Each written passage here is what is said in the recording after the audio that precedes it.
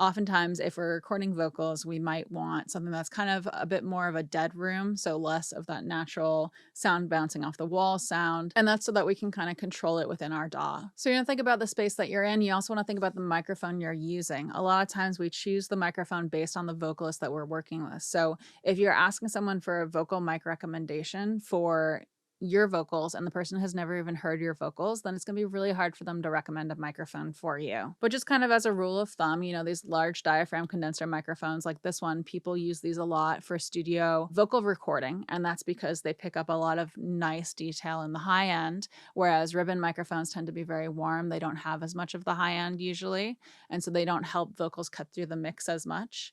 And then we have dynamic microphones, which have a little bit more character to them as well. They don't pick up as much of those high frequencies. So depending on what kind of sound you want, you might pick a different microphone.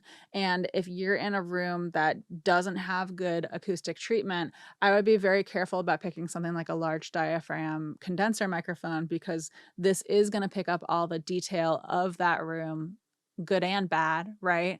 And you might get more of the bad than you want, right?